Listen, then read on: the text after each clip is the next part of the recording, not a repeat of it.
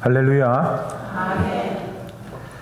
교회를 다니는 분들을 이렇게 분류할 수 있을지 않을까, 분류할 수 있지 않을까 생각합니다.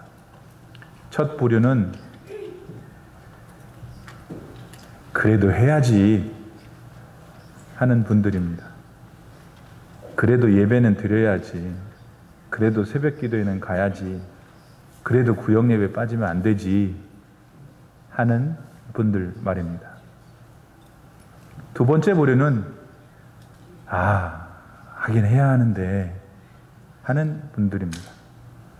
예배도 새벽 기도회도 여러 교회 활동들에 대한 마음이 없지는 않습니다.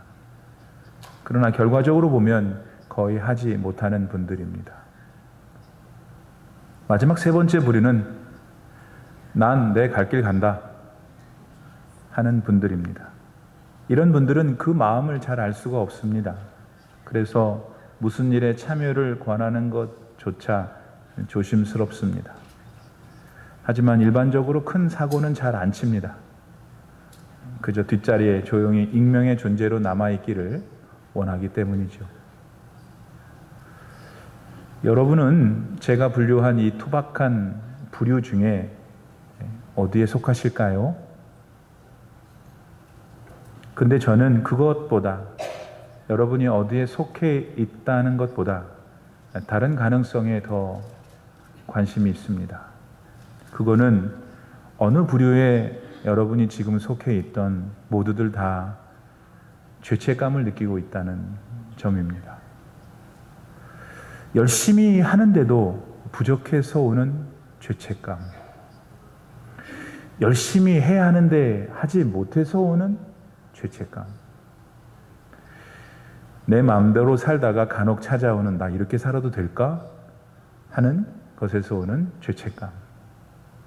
이런 죄책감들이 제게 관심이 있습니다. 지금 내가 어느 부류에 속해서 어느 종류의 죄책감을 느끼느냐는 사실 덜 중요합니다. 더 중요한 것은 죄책감을 느끼고 있다는 거고 그것이 여러분의 신앙생활의 즐거움을 빼앗고 있다는 사실입니다. 보다 직접적으로 말씀드리면 예수님을 믿고 소망하게 된 구원에 대해 거의 잊어버리고 살게 됩니다.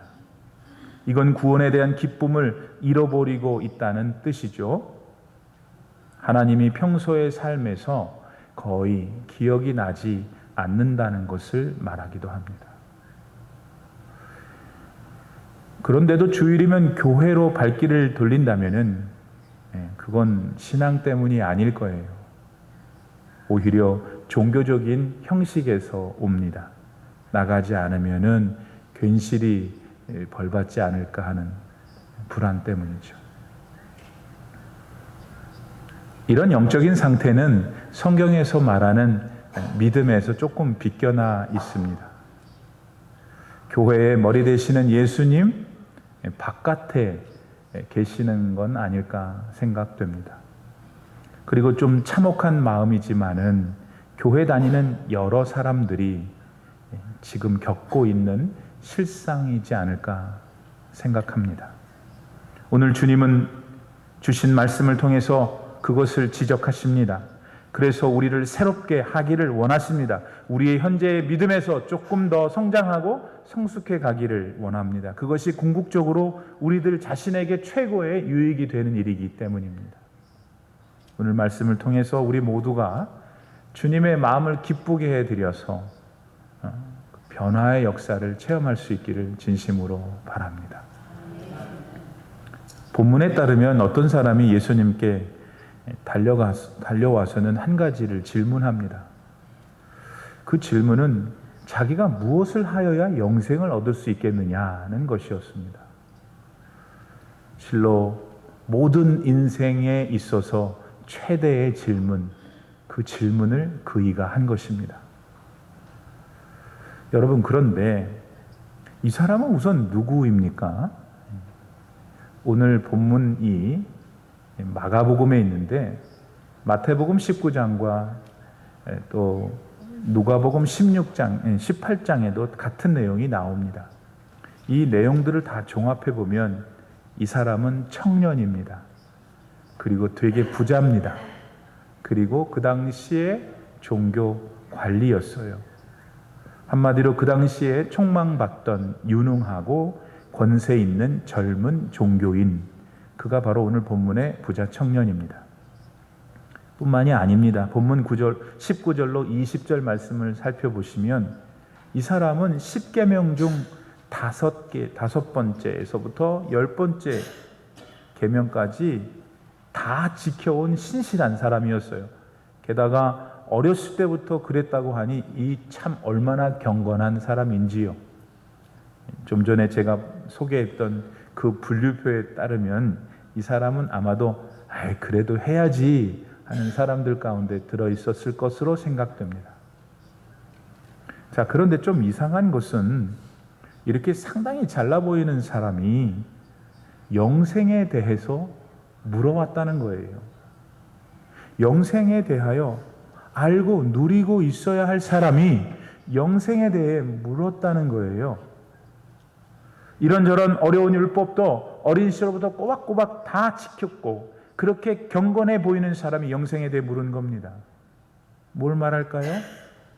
적어도 이 사람은 자신에게 부여된 여러 가지 하라고 하는 것, 하지 말라고 하는 것을 충실하게 지켰는데 그가 그렇게 충실하게 지켰던 그의 행위가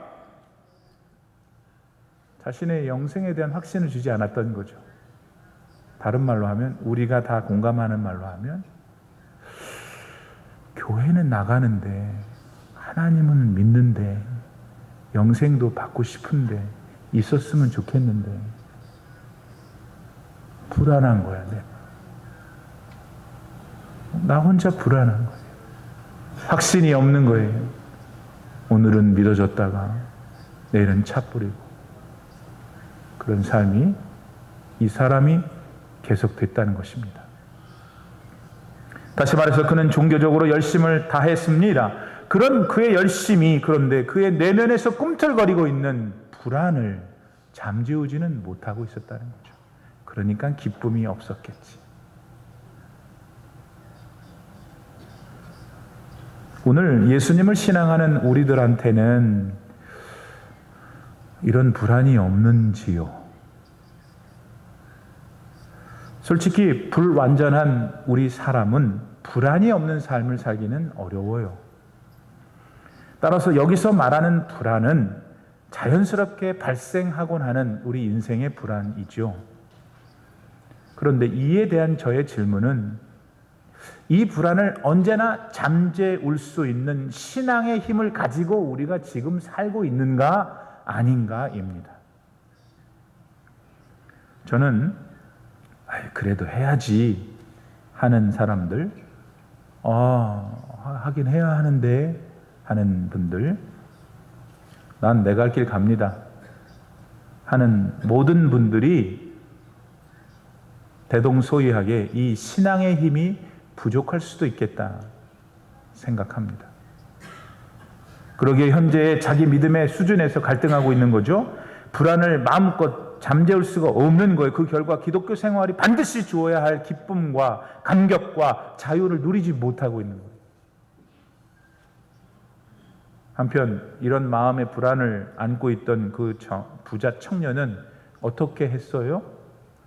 말씀드린 대로 예수님께 본문에 따르면 자랑하듯 말해요.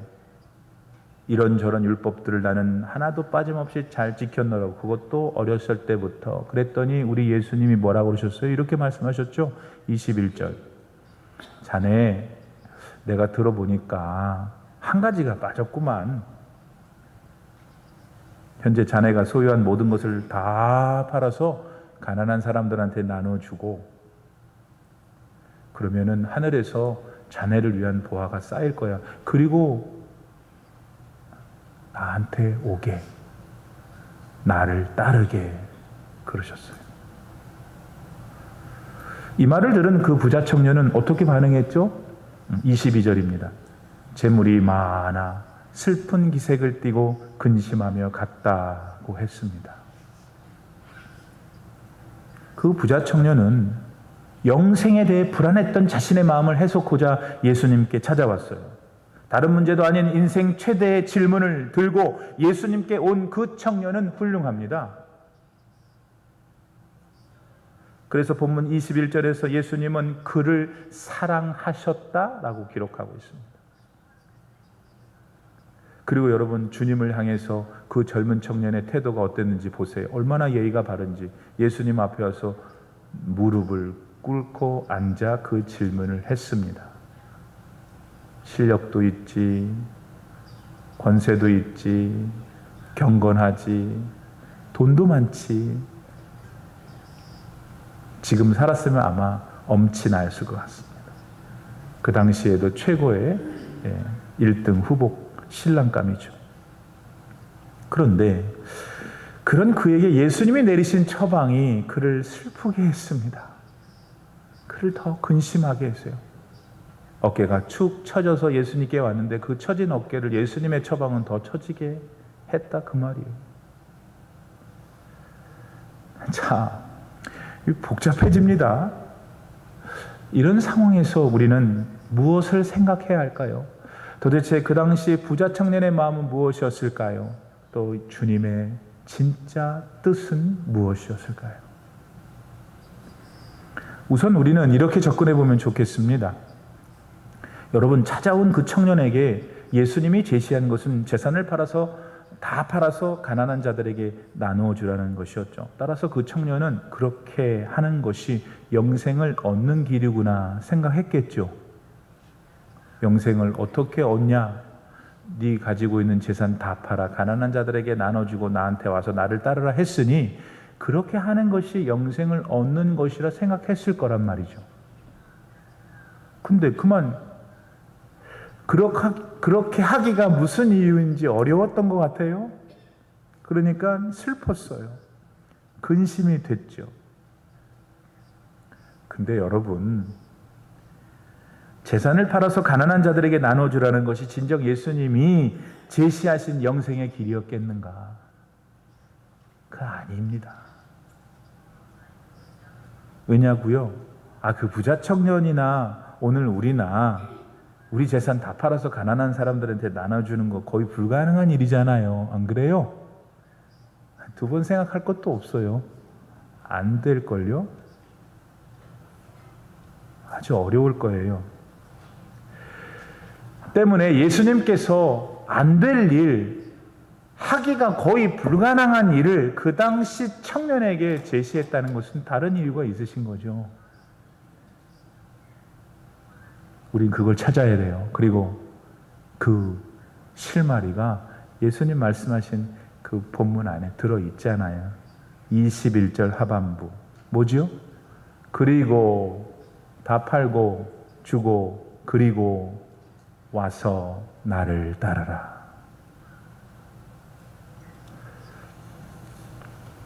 그 부자 청년은 예수님께 자랑스럽게 말했습니다. 난 이런저런 율법들을 어렸을 때부터 지켰노라고. 그런데 그는 영생에 대해 자신이 없어서 예수님께 찾아왔습니다. 하라는 대로 다 지키고 했는데도 뭔가 자유가 없는 거예요. 대신 죄책감은 늘어갔습니다. 괴로웠고 답답했습니다. 오늘 여러분 가운데 누구처럼 그랬습니다. 그래서 예수님께 찾아왔죠. 영생에 대한 답을 주님은 알고 계실 것 같았거든요. 그래서 말씀을 드렸는데 또 다른 율법 같아 보이는 것을 하라고 그러시는 거예요. 그런데 그거는 아무리 생각해도 잘 안 될 것 같아요. 자기가 가진 거, 자기를 그동안 지탱해 준 그 모든 것들, 그것도 다 팔아서 가난한 사람들한테 다 나눠주고, 아무리 생각해도 안 될 일이었어요. 영생도 좋지만 지금 당장 여기서 살아야 되는데 하는 생각이 그를 지배했기 때문입니다. 자, 이 대목에서 우린 어디서 이 어려운 문제의 답을 찾아야 할까요? 예수님께 영생에 대한 문의를 할 때 예수님은 이미 다 아셨어요. 청년이 지금 무엇에 시달리고 있는지를 예수님이 다 알고 계셨다고요. 그 부자 청년은 믿었어요. 자기에게 주어진 율법을 몽땅 지키면 영생도 없고 자유와 기쁨을 누릴 거라고. 그래서 그렇게 했어요. 근데 여러분, 실제로 그런 일이 자기에게 일어나지 않는 거예요. 그러면 그런 율법을 주신 하나님이 잘못된 것일까? 아닙니다, 여러분. 이 부자 청년이 깨닫지 못하고 있었던 그것이 그의 원인이었어요. 그 청년은 자신이 지켰다고 하는 율법을 실제로는 온전히 지키지 못했다는 걸 모르고 있었어요. 나는 다 지켰다고 했는데 못 지키고 있는 자신을 몰랐던 거죠. 아니, 우리들 누군가처럼 사람들한테는 지켰다고 하지만 자기 속마음으로는 그렇지 못하고 있는 걸 알기 때문에 숨겼는지도 모르죠. 여러분, 그 부자 청년은 오늘 본문 말씀에 보면 여러 가지를 지켰다고 하는 중에 한 가지, 간음하지 않았다고 예수님께 당당히 말했어요. 그러나 정말 그랬을까요? 그가?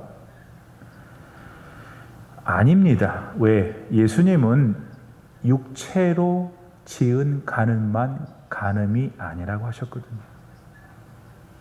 어떤 상대를 보고 마음에 음욕을 품으면 이미 너는 간음했다. 때문에 그 부자 청년은 온전하고 완벽하게 간음하지 말라는 율법을 지키지 못했습니다. 이런 차원에서 그가 지켰다고 하는 다른 율법들도 다 지키지를 못한 것이에요. 다 그는 온전하고 완벽하게 지키지 못했어요. 그런 중에 재산을 팔아서 가난한 사람들한테 다 주라고 하는 것, 얼마나 부담됐겠어요. 얼마나 근심됐겠어요. 슬픈 게 당연한 것입니다. 안 될 일을 또 시키시니까. 나는 영생을 이제 영영 못 받나 보다. 이 사실을 기초로 오늘 부자 청년과 우리들이 알아야 할 사실은 이겁니다. 그 청년이나 오늘 우리나 하나님이 우리에게 지키라고 하는 율법을 온전하고 완벽하게 그 누구도 지킬 수 없다는 거예요. 갈라디아서 3장 11절 말씀에서 하나님은 이것을 우리에게 깨우쳐 주셔요. 또 하나님 앞에서 아무도 율법으로 말미암아 의롭게 되지 못할 것이 분명하니 누구도 그 율법을 다 완벽하게 지켜 하나님이 너 참 의롭다고 할 사람이 없나니, 이는 그 이유는 의인이라고 하는 것은 믿음으로 말미암아 살기 때문이다.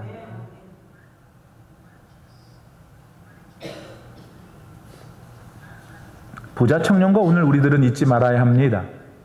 사람이 구원을 받아서 영생을 얻는 일은 어떤 일을 내가 했기 때문이 아니에요. 또 어떤 일을 해야 함으로써가 아니에요.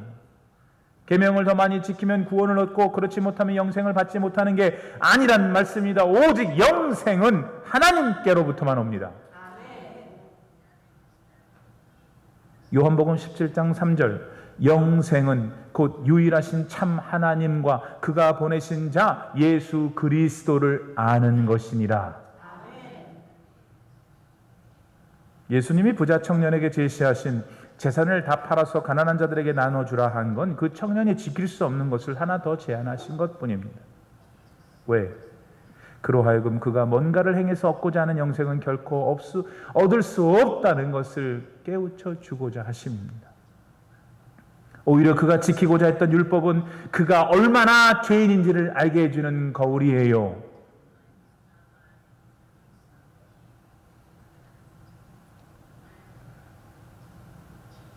어떻게 지켜보려고 하는데 자꾸 자기가 지키질 못하는 거예요.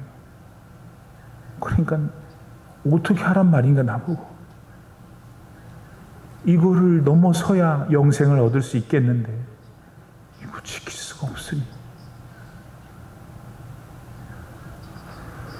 그러니 율법을 보고 내가 이걸 지킬 수 없는 중한 죄인인가를 깨닫게 되면 그때서야 비로소 죄인인 나를 위해 십자가를 지신 예수님이 기억이 나는 거예요. 그분한테 가야 하는 거구나. 내가 이렇게 못나고 어떻게 해보려고 최선을 다했는데 기쁨이 없고 죄책감이 있고 괴로울 때 다시 뭐를 해보려고 하지 말고, 다시 세상으로 돌아가려지 말고, 포기하지 말고, 그런 너를 알기에 너를 위해서 십자가를 지신 주님께로 가야 하는구나. 주님, 이런 일 저런 일 아무리 다 해봐도 안 돼요. 오직 저의 허물과 연약함을 아시고 저를 위해서 죄의 짐을 지어주실 분은 주님밖에 없어요. 예수님은 그 부자 청년에게 그 고백이 있기를 기다리셨던 것입니다. 주님을 구세주로 고백하는 그 믿음만이 바로 영생을 얻는 유일한 길이기 때문입니다. 여러분, 영생과 구원의 일이 평소에는 잘 떠오르지 않을 수 있습니다. 먹고 살고 바쁘잖아요. 그렇다고 그것이 잘하고 계신다는 것은 아닙니다. 영생의 소망으로 인한 기쁨과 감격이 내 영혼 속에 날마다 살아있는 것이 우리의 목표가 되어야 해요. 왜냐하면 그 상태만이 저와 여러분이 그토록 갈망하는 나라고 하는 인생을 가장 행복하게 유지해 줄 수 있는 길이기 때문입니다. 그러므로 여러분들 가운데 그래도 해야지 하시는 분들은 들으세요. 자신에게서 발견되는 연약함 때문에 너무 그 죄책감에 시달리지 마셔요. 예수님이 여러분에게 허락하신 영생에 대한 확신을 가지세요. 먼 훗날 내가 주님 나라 갔을 때 주님께 받을 면류관을 생각하세요. 그러면서도 틈틈이 일어나는 생활 속에 낙심들이 있잖아요. 그때 먼 산 바라보지 말고 짜증만 내지 말고 내 팔자가 왜 이런가 하지 말고 기도하세요. 여러분은 그런 믿음이 있어요. 하세요. 그러면 성령께서 여러분을 도우셔요. 그러면 다시 마음이 이렇게 내가 하나님에게 얼마나 사랑받는 존재인데 이게 회복이 되면서 다시 여러분의 생활 속에 기쁨이 넘치게 될 거예요. 여러분들 중에 그거 하긴 해야 하는데 하는 분들이 생각이 되네요. 여러분들에게 구원에 좀 확신이 생겨나길 바랍니다. 그렇게 느끼고 경험하게 되는 조금은 신비한 체험들이 하나님이 여러분한테도 좀 주셨으면 그렇게 축복합니다. 불신자들이 우리 교회 다니는 사람들보다 더 나쁘고 악한 것 같아요? 그러지 않을 거예요. 좋은 사람들도 많잖아요. 근데 한 가지 면에서 우리랑 너무 다르죠? 그거는 그분들이 자기 자신에 대해서 생각하는 거하고 우리가 우리 자신에 대해서 생각하는 정체성이 다르다는 면이에요. 불신자들은 자기가 우주 어딘가에서 탁 떨어졌다고 생각해요. 그리고 그렇게 시작된 나의 인생, 그냥 그렇게 죽을 때까지 한번 잘 사는 거지 뭐 생각하세요. 근데 하긴 해야지 하는 분들이 이런 불신자들이 갖는 생각들을 가끔은 가지는 것이 아닐까 조금 제가 의심해 봐요. 그러지 않고서는 어떻게 그렇게 예수님을 쉽게 잊을 수가 있는 건지, 예배 생활을 어떻게 그렇게 안 하실 수가 있는 건지, 그런 생활이 지속되면 자신도 알지 못하게 여러분 그 부자 청년을 닮아가게 돼요. 내가 무언가를 해야만 영생을 얻을 수 있다는 마음이 자꾸 생겨요. 막 안 되는 행위에 집착하면 안 되는데 자꾸 하려고 하니까 그 사이에 남는 건 죄책감밖에 없어요. 죄책감이 내 안에 가득하게 되니까 교회 안 가고 싶은 거야. 신앙생활하는 게 재미가 없어. 부담만 돼요. 그냥 그냥 이거 그냥 편안히 그냥 집에서 내가 하고 싶은 일 하면 죽고 싶은 마음 없는 그런 생각에 묻히게 되는 것입니다. 사랑하는 하긴 해야 하는데 여러분을 만드시고 온 우주 만물을 창조하신 하나님께서 너무 확연하게 믿어지는 이 역사가 지금 일어나길 바랍니다. 여러분의 죄를 다 사하시고 영원한 생명을 주시고자 십자가를 지신 주님이 제발 여러분의 심령 속에서 믿어지는 역사가 있기를 바랍니다. 그리해서 그분의 영이 날마다 내가 그랬죠? 우리는 혼자 살아요. 혼자 산다고. 혼자 생각하고 혼자 좋아했다가 혼자 슬퍼했다가 지 혼자 살아요. 그런데 그 혼자 사는 나의 삶 깊은 곳에 함께 계셔서 우리의 삶을 가장 선한 길로 인도하시는 성령이 여러분을 지탱하시는 그런 삶이 되기를 진심으로 축복합니다. 여러분 가운데 난 내 갈 길 갑니다 하는 분들도 계십니까? 무엇보다도 예수님은 지금 그러고 계신 여러분도 사랑하셔요. 지금 여러분 인생을 한번 조용히 돌아보세요. 그동안 여러분 인생에 뭘 심고 오셨어요? 또 앞으로 남은 여생 동안 뭘 심으면서 살아가시겠습니까? 교회의 여러 활동에 선을 긋는 것은 결코 멋있는 행동이 아니세요. 참 하나님 마음 아프게 해드리는 겁니다. 예수님의 크신 희생을 통해서 여러분들도 구원받을 믿음을 얻으셨어요. 왜냐하면 그거는 하나님이 그저 우리에게 주신 선물이니까요. 근데 태어난 아기가 자라야 태어난 것도 기쁘고 너무 황홀하지만 애가 자라야 그 부모가 기쁠 거 아니에요. 맨날 그 모양이면 어떻게 해요? 하나님도 그분의 자녀들인 여러분이 자라길 원하셔요. 잘 성장해서 잘 들으세요. 하나님이 우리한테 원하는 게 뭐냐면 세상에 나가서 나 좀 자랑해 달라는 거예요. 나를 자랑해 달라는 거예요. 하나님께서 신학적인 용어로 하나님 영광을 돌리는 삶을 살기를 원하세요. 아이가 성장을 위해서 이유식을 잘 해야 되잖아요.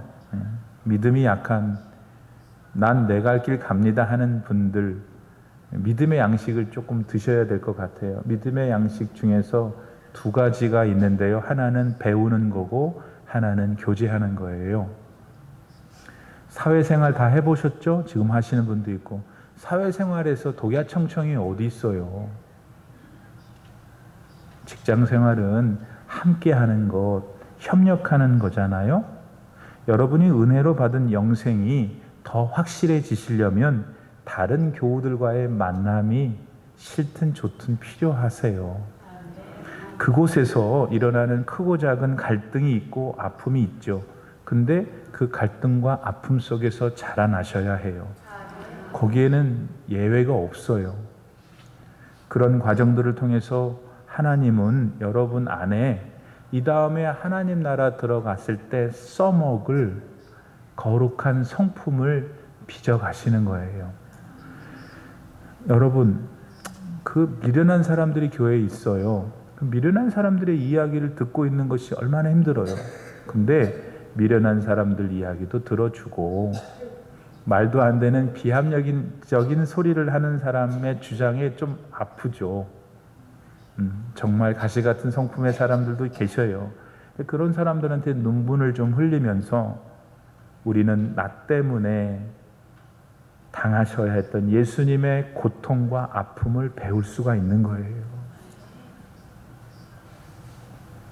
그런데도 난 내 길을 간다 하면 큰일 나세요. 지금은 아무 일 없는 것 같아도 그렇지가 않으세요. 콩 심은 데 콩 나고 팥 심은 데 팥 나잖아요. 여러분, 우리가 함께 걷는 이 신앙의 길에 다 같이 공통적으로 경험하는 이슈들이 뭘까요? 나는 이런 것들이라고 생각해요. 즐겁게 살고 싶은 거, 좀 가슴이 짜릿하고 감각적인 거, 그건 내 인생이 좀 있었으면 좋겠어요. 사랑을 받고 싶고 또 사랑을 하고 싶어요. 그럴 때 오는 그 낭만적인 로맨틱한 일들이 나한테 있었으면 좋겠어요. 그냥 그때그때마다 내가 사고 싶은 거 척척 살 수 있어서 가질 수 있는 그런 여유로움이 나한테 있으면 얼마나 좋을까. 또 뭐가 더 있을까요? 이런저런 우리들의 아주 평범한 본능적인 욕구들과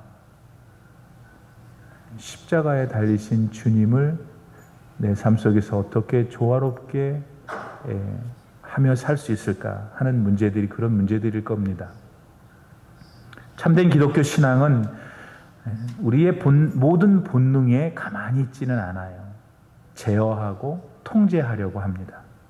그래서 사실 인간적으로 그런 게 힘이 들어요. 근데 여러분이 동시에 아셔야 할 것이 있어요.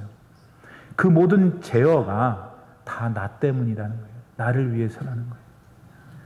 우리들 잘 되려고 하는 하나님의 조치일 뿐이에요. 그걸 깊이 지금 이 시간 생각해 보셔야 해요. 그리고 그거를 믿고 여러분 삶 속에 살아보시기를 바랍니다. 그런 경험들을 통해 하나님이 눈에 보이지 않는 하나님이 정말 살아계시는구나. 나 같은 인생을 이렇게 끔찍하게 보호하시는가를 경험할 수 있는 여러분 되기를 바랍니다. 오늘 본문은 영생의 문제를 주제로 삼았습니다. 이 영생은 예수님을 아는 것이라 했습니다. 예수님을 아는 것은 그분과 아주 친한 사이가 되는 것이죠. 근데 예수님은 하나님이시기 때문에 우리 사람끼리 친하는 방식으로는 안 됩니다. 예수님과 친해질 수 있는 유일한 방법은 믿음뿐입니다. 부자 청년한테 예수님께서 말씀하신 것, 와서 나를 따르라. 그분을 향한, 예수님을 향한 온전한 믿음을 가지라 하신 것이었어요.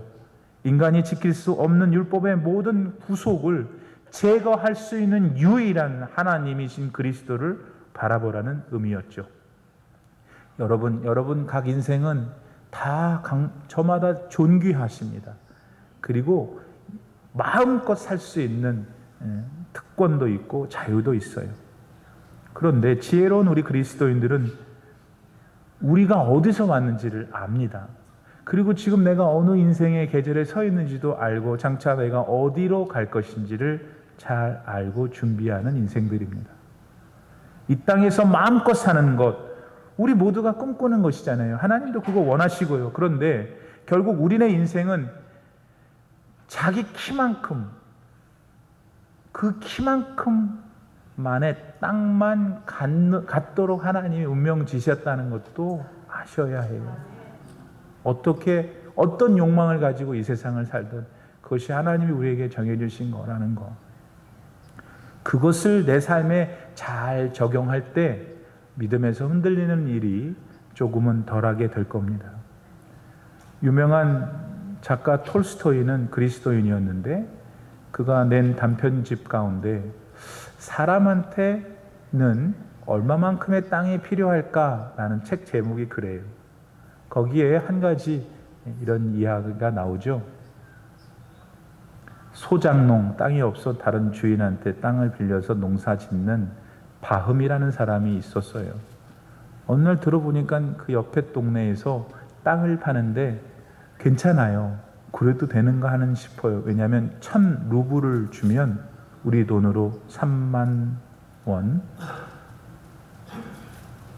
미국 돈으로 30불만 주면 자기가 걸어가는 것만큼 그 땅을 다 준다는 거예요. 바흠은 그 돈을 주고 이제 땅을 걷기 시작합니다. 그러나 그가 명심해야 했던 것은 땅을 받는 만큼 주는데 대신 해가 지기 전에 출발한 선에 돌아와야 한다는 조건이 있었어요. 바흠은 열심히 죽을 힘을 다해서 걸었어요. 나라도 그랬을 것 같아요. 그러다가 문득 서산을 보니까 해가 지려고 그러는 거예요. 간이 콩알만해졌어요. 지금까지 벌어온 이 모든 땅이 내 땅인데 이거 다 잃으면 어떡하나요? 어떻게 했겠어요? 죽을 힘을 다해서 출발한 선으로 뛰고 또 뛰어갔습니다. 다행히 바흠이 출발선에 도착했어요. 그런데 출발선에서 그만 쓰러지고 말아요. 그리고는 영영 다시 일어나지 못했습니다. 왜냐하면 그의 심장이 터져버렸기 때문입니다. 톨스토이는 바흠은 많은 땅을 꿈꾸었지만 결국 바흠이 온전히 소유할 수 있었던 땅은 그의 관짝이 들어갈 딱 그만큼의 땅이었다고 합니다. 그 땅만이 하나님이 우리 각 인생에게 허락하신 땅은 아닐까? 톨스토이는 그 글에서 우리에게 질문하는 거예요. 그러므로 자신의 존재의 한계를 하나님 앞에서 알고 살라 하는 가르쳤던 거예요. 오늘 우리의 신앙이 흔들리는 것은 자기가 누군지가 흐려져서예요. 영생도 자기가 누구인지를 알 때 갈급해지게 되어 있어요. 예수님 안에만 있는 영생, 예수님 안에만 있는 구원의 기쁨, 예수님 안에만 있는 참 자유, 바로 그것을 저와 우리 온 교우들이 내내 인생 동안 누릴 수 있기를 축복합니다. 아멘. 기도합시다. 하나님, 부자 청년이 예수님께 온 것을 배우면서 우리 각자에게 오늘 신앙적인 도전을 받게 됩니다. 하나님, 죄책감에 시달리는 것은 신앙의 빨간불이 온 것입니다. 왜냐하면 죄책감을 갖지 않는 것이 자연스러운 것이 아니고 죄책감을 소화할 수 있는 하나님 앞에 내가 나아가지 못하고 있음을 말하기 때문입니다. 하나님, 올림피아나 장로교회 성도님들 참 유복한 삶을 살고 계십니다. 또 믿음도 주셨고 또 나름 행복한 의미를 가지고 살아가고 있습니다. 이 모든 주님의 백성들에게 더욱 진실하고 바른 믿음을 주셔서 구원이 주는 참 기쁨, 영생에 대한 소망, 예수님 안에서의 자유를 누리고 살 수 있는 특권도 계속 허락하여 주시옵소서. 예수님의 이름으로 간절히 기도 올리옵나이다. 아멘.